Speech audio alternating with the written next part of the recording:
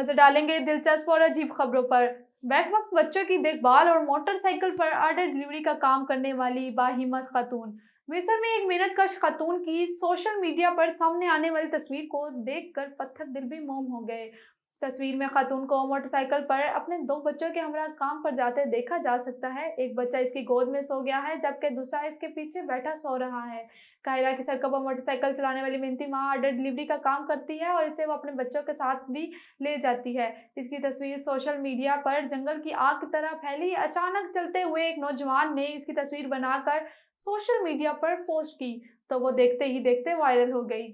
और आपको बताएं 22 बरस बाद अमरीकी कोहे पेमा की मुंजमद लाश मिल गई। गैर मुल्की मीडिया के मुताबिक अमरीका से ताल्लुक रखने वाले कोहे पेमा विलियम टेम्पल 22 साल कबल एक मुहिम के दौरान अपनी टीम समेत बर्फानी चोटी पर तोदे की जद में आ गए थे। यह हादसा 22,000 फीट बुलंदी पर पेश आया था जिसके नतीजे में कोहे पेमा इस जगह दफन हो गए थे।